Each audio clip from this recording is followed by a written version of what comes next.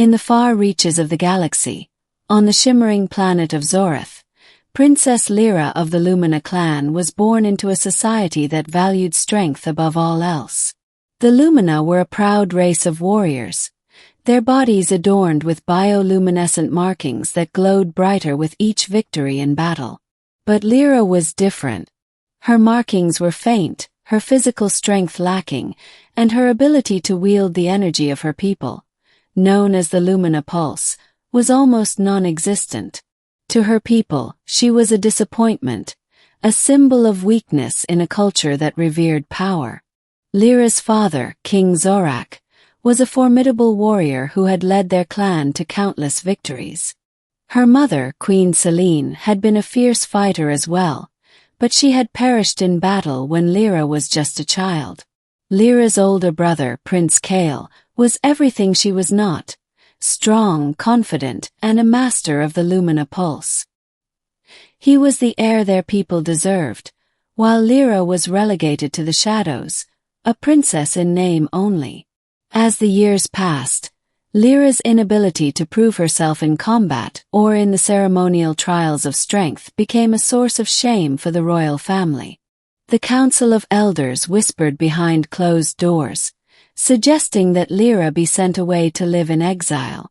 But King Zorak, though disappointed in his daughter, could not bring himself to banish her. Instead, he kept her hidden, a secret he hoped would never tarnish the Lumina clan's legacy. One fateful day, the peace of Zoreth was shattered. The Krylos, a ruthless alien race known for their conquests, descended upon the planet. Their warships darkened the skies, and their soldiers, clad in impenetrable armor, laid waste to everything in their path. The Lumina warriors fought valiantly, but the Krylos were unlike any enemy they had faced before. Their technology was advanced, their numbers overwhelming. In the chaos of battle, King Zorak fell, struck down by the Krylos warlord.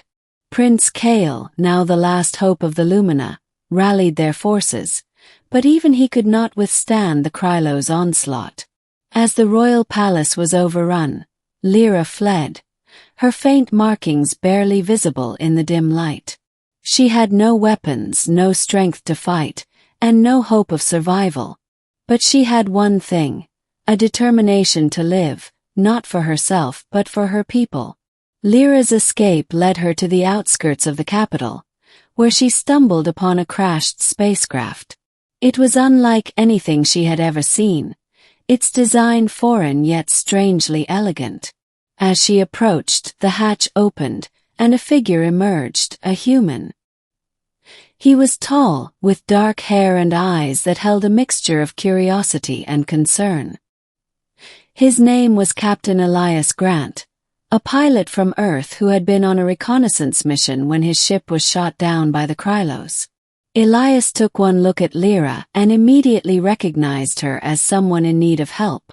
Though they could not understand each other's languages at first, he gestured for her to follow him. Reluctantly, she did, her instincts telling her that this stranger might be her only chance. Over the next few days, Elias and Lira formed an unlikely alliance. Using a translation device from his ship, they were able to communicate.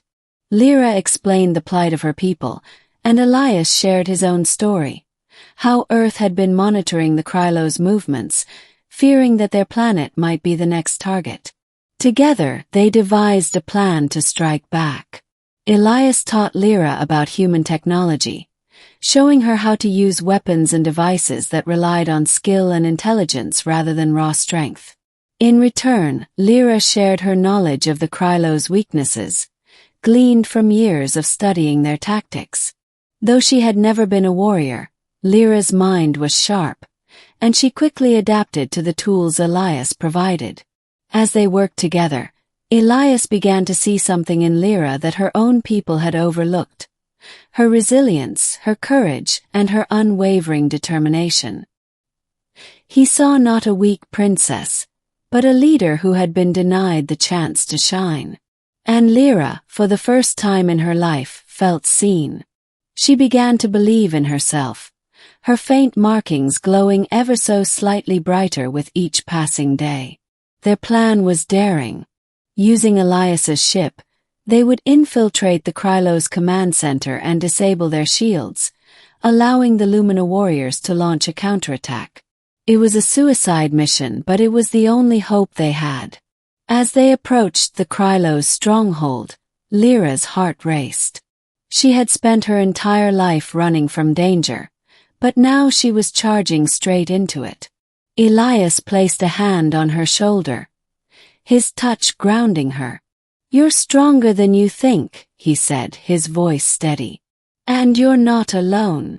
With those words, Lira felt a surge of energy unlike anything she had ever experienced. Her markings began to glow brighter, not with the Lumina Pulse, but with something new, a fusion of her own strength and the bond she had formed with Elias. Together, they fought their way through the Krylos forces, their combined skills proving to be a formidable match. In the heart of the stronghold, they faced the Krylos warlord. He was a towering figure, his armor gleaming with the spoils of countless battles. Lira stepped forward, her markings now shining with a radiant light. The warlord laughed, dismissing her as a weakling. But Lira was no longer the princess who had been cast aside. She was a warrior, forged in the fires of adversity.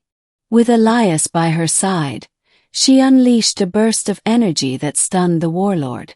It was not the Lumina Pulse, but something entirely new, a power born of her own will and the strength she had found within herself. The warlord fell, and with him, the Krylos' hold on Zoreth was broken.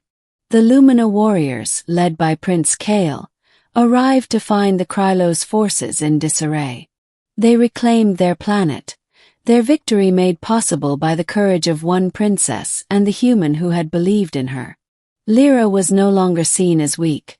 She was hailed as a hero, her markings now glowing with a brilliance that rivaled the stars. Elias stayed on Zoreth for a time, helping to rebuild and strengthen the alliance between their worlds. Before he left, he took Lira's hand in his, a gesture of respect and gratitude. "You were never weak," he said. "You just needed someone to remind you of your strength." Lira smiled, her heart full. She had found her place, not as a warrior, but as a leader who understood that true strength came from within. And as she watched Elias's ship disappear into the stars, she knew that their bond would endure, a testament to the power of belief and the courage to rise above one's perceived weaknesses.